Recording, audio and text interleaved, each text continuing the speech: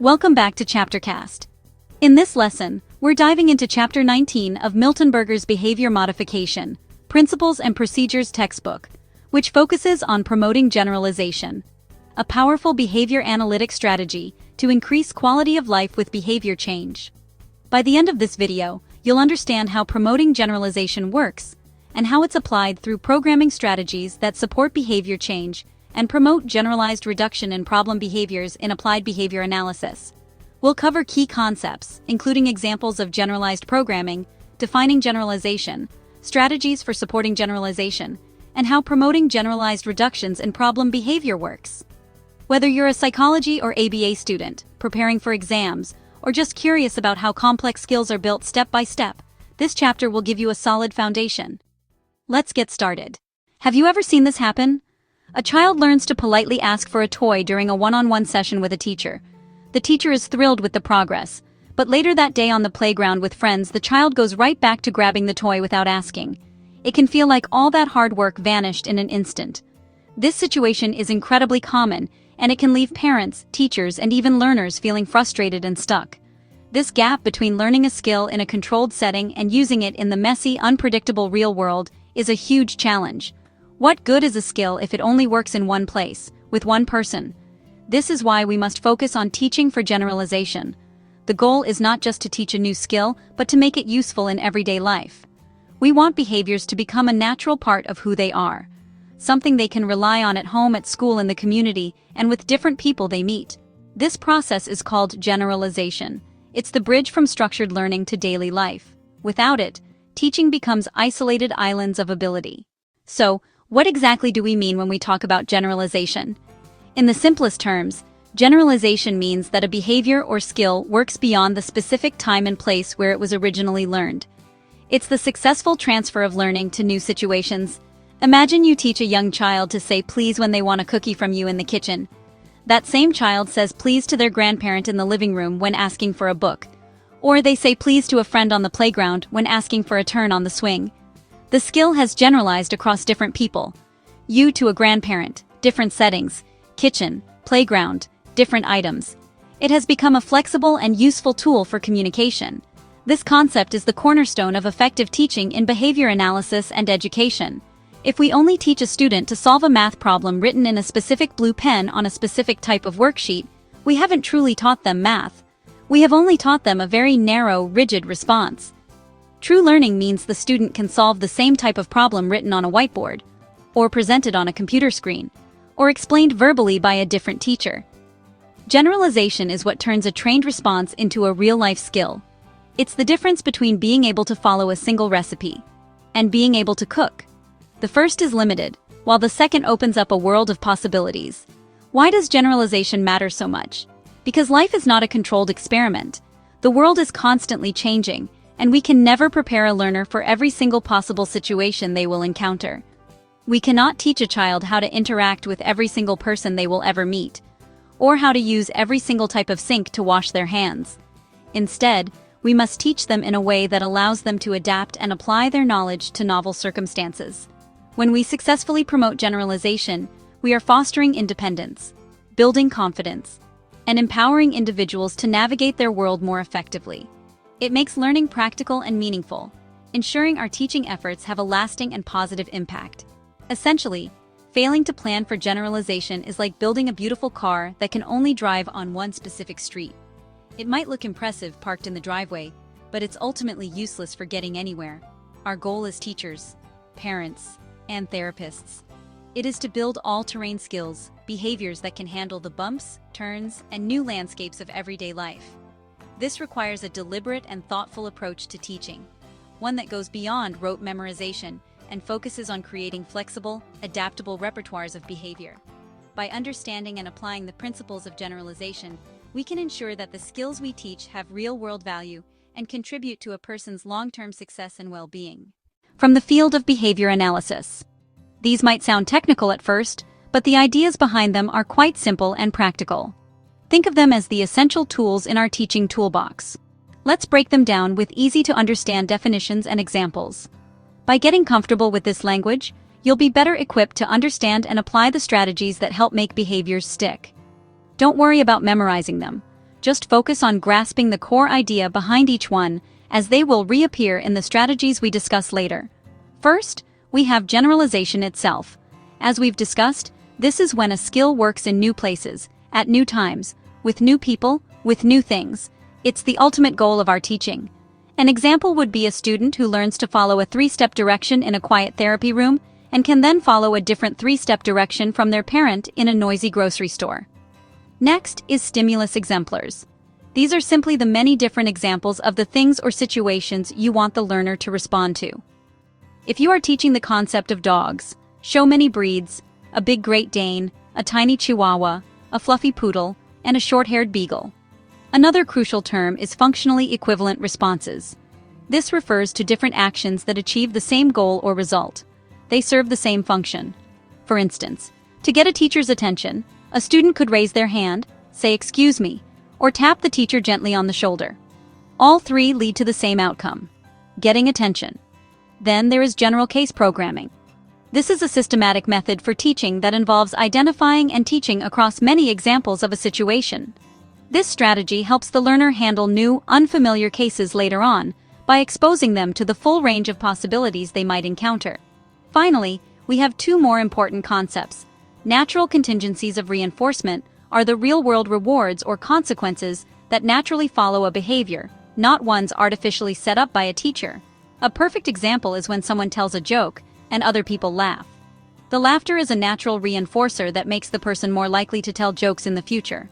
Lastly, self-generated mediators of generalization are tools or tricks that people create to help themselves remember to use a skill in a new setting, like a sticky note checklist, a phone alarm, or quietly saying, "Stay calm." One of the most powerful strategies for ensuring skills transfer to the real world is general case programming. This sounds complex, but the idea is straightforward. Instead of teaching a skill in just one way, you teach it across a wide variety of situations that the person is likely to encounter. It's about preparing the learner for the unpredictability of life by exposing them to a representative sample during instruction. The first step is to carefully analyze the general case. Identify the full range of settings, people, and materials.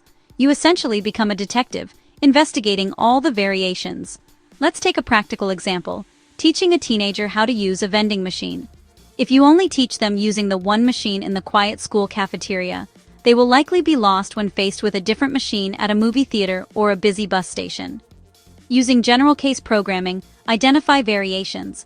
Some machines take cash, some take cards, some use mobile payments, some have coils, others a drop flap. Buttons might be numbered, lettered, or show pictures. Practice with several of these types, ensuring the teen can handle the variations. After you identify the range of stimuli and responses, select teaching examples that sample that full range. For responding to a name, vary who calls: male, female, child, adult.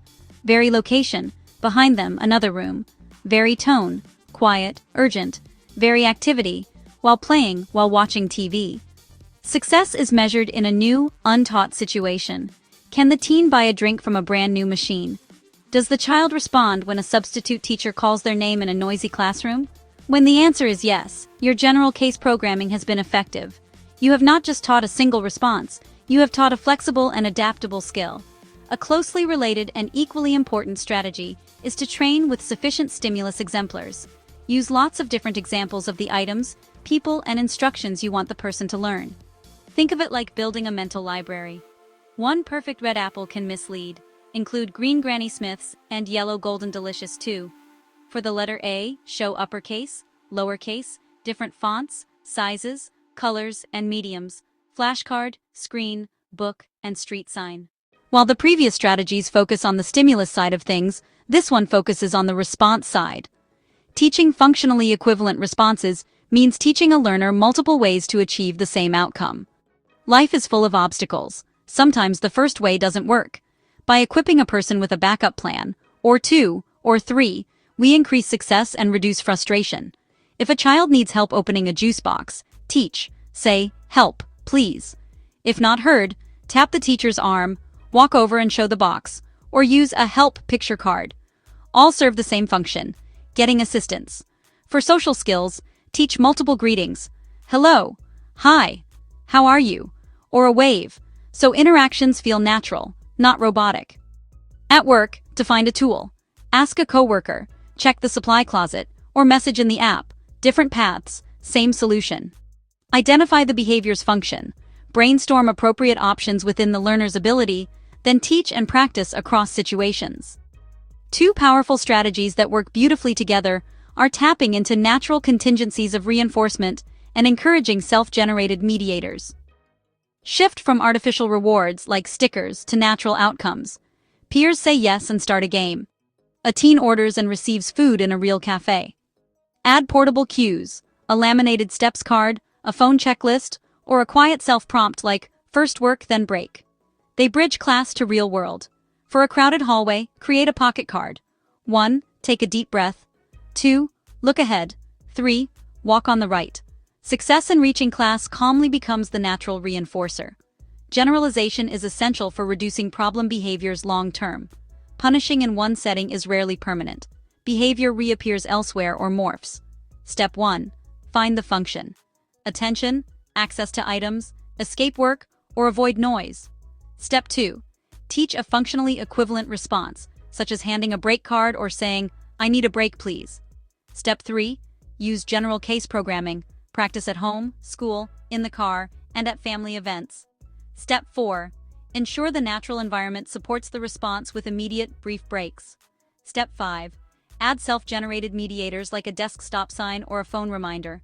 Teach a powerful replacement and make sure it works everywhere, and the old problem behavior becomes irrelevant and fades naturally. It's not enough to teach a skill. We must teach for generalization, so learning truly matters in everyday life. Here is a simple 5-step plan you can try today. 1. Pick one skill, like greeting, asking for help, or naming a color. A child learns to ask for a toy at school but not at home. An adult masters a task in training but falters under pressure. The need for skills to be flexible and transferable is universal. By moving beyond teaching in silos, we can build robust, adaptable behaviors. These behaviors empower individuals. They lead to lasting, meaningful change. General case programming, using many exemplars, and teaching functionally equivalent responses are the tools that build the bridge from the classroom to the community. Harness natural rewards. Teach learners to create their own reminders. Those steps foster independence. These approaches ensure skills are not only learned, but also maintained long after direct instruction has ended. This proactive, functional framework reduces problem behaviors by teaching what to do instead of what to stop doing. Be intentional. Plan for generalization from the very start. It is integral to any effective plan. First, pick one skill. Then move to listing the variations. For the third step, teach using examples of people, places, and items. The fourth step includes teaching a backup plan. Lastly, your fifth and final step is to use real-world rewards and fade prompts and prizes. Visual. Inspiring graphic. 5 icons representing the 5 steps. Written by Jack Michael. By taking these small, deliberate steps, you can begin to see a powerful shift. Skills will start to appear in new places. Skills will appear with new people. They become more resilient. They become more flexible. They become more integrated into the person's life. Start with one skill this week. Try teaching it in 2 new places or with 2 new people. Watch as learning takes hold and grows, creating a positive ripple effect that extends far beyond the initial teaching moment. This is how we stop creating skill silos and start making behaviors stick for good. That wraps up Chapter 18 from the Behavior Modification, Principles and Procedures textbook. If this walkthrough helped, give the video a like so other students can find it too. You can always use the timestamps to review key sections or head to the playlist to continue with the next chapter. Subscribe to ChapterCast for more chapter-by-chapter study guides, and let me know in the comments which concept you'd like broken down next.